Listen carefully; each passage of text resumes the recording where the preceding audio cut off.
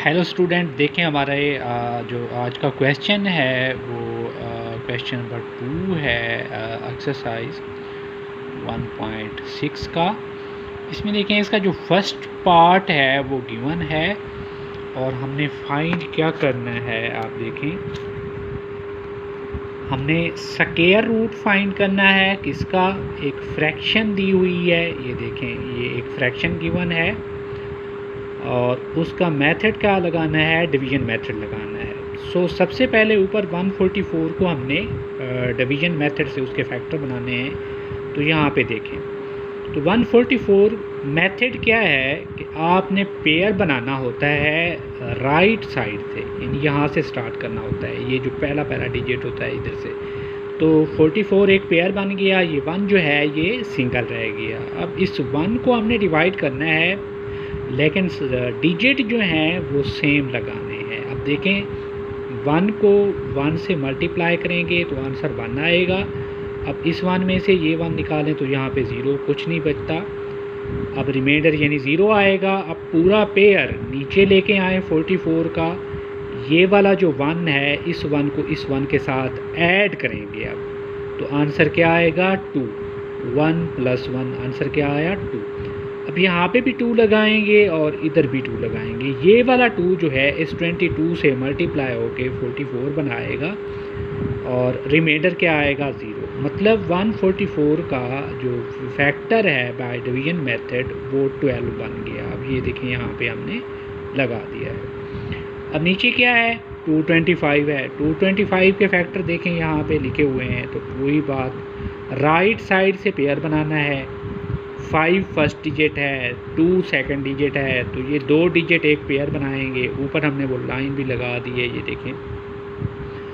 अच्छा, अब यूँ होगा कि ये 2 जो है वो सिंगल है, तो हमने 1 इधर भी लिखना है और इधर भी 1 लिखना है। यानी ये जो 2 है जिस पे हम डिवाइड कर रहे हैं, तो इससे ग्रेटर वैल्यू ना आए। जैसे देखें, यहाँ पे 1 है, यहाँ पे भी 1 है। 1 को 1 से मल्टीप्लाई करें तो 1 आएगा।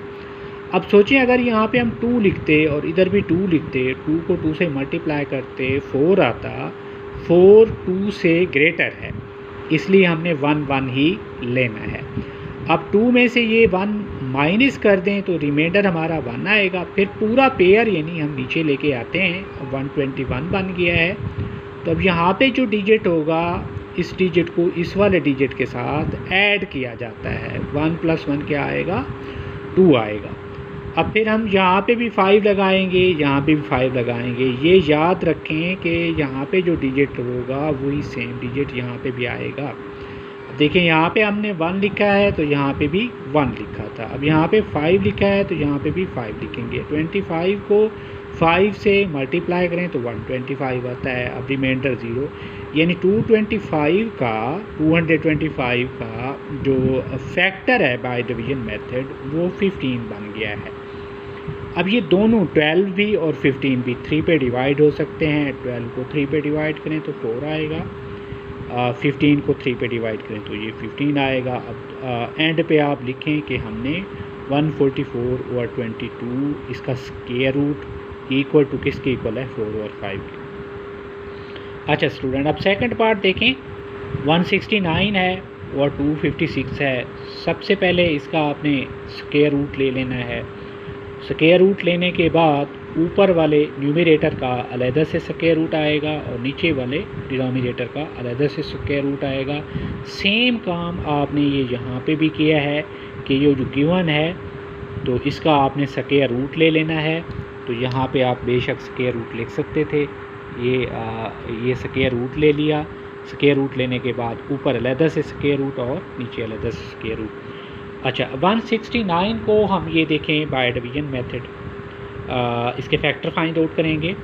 तो वही बात, 169 जो है 9 और 6 राइट साइड से 9 और 6 एक पेयर बनेगा और 1 जो है वो सिंगल।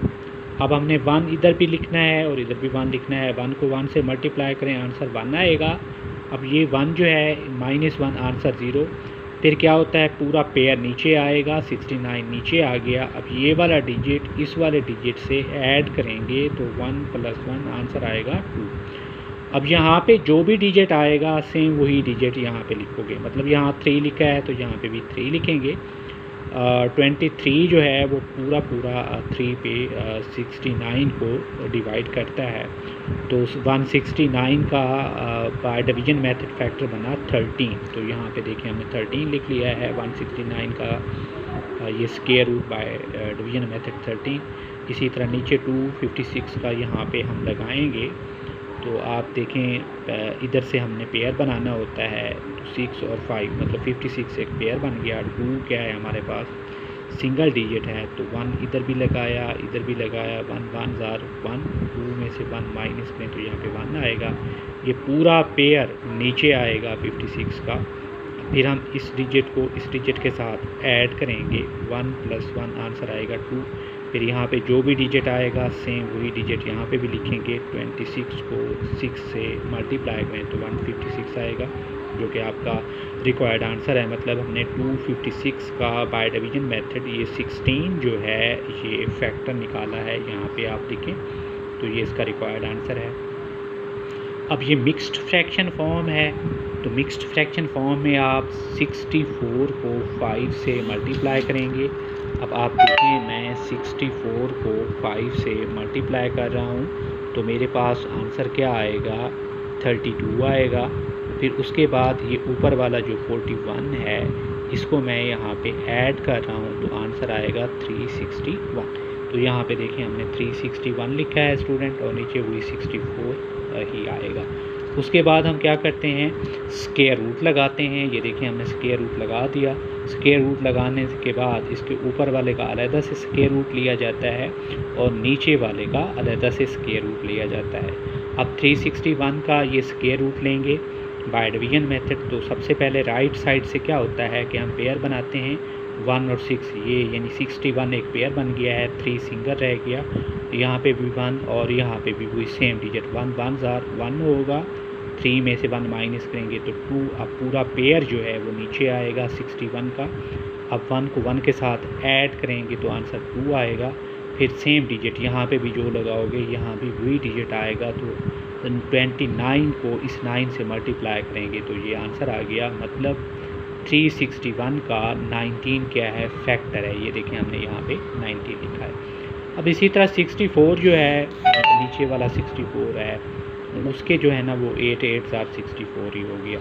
अब 19 और 8। अच्छा यहाँ पे स्टूडेंट आप ये समझें यहाँ से कैसे आया, तो 19 को देखें अंदर रखें और 8 पे डिवाइड करें, तो 8 2 ज़ार क्या होता है 16 होता है। यहाँ पे रिमाइंडर क्या आएगा 3 आएगा। अब ये वाला थोड़ा सा पैटर्न या वर्ड ज़हन में रख लें, इस तरह पैटर्न आता है। ये 2 यहाँ पे लिखा और उसके बाद ये 3 वाला यहाँ पे लिखेंगे और एंड यहाँ पे हो रहा है तो 8 यहाँ पे लिखेंगे। तो ये हमारा रिक्वायर्ड आंसर था जो हमने इजीली फाइंड आउट कर लिए हैं तीनों पार्ट के। ओके।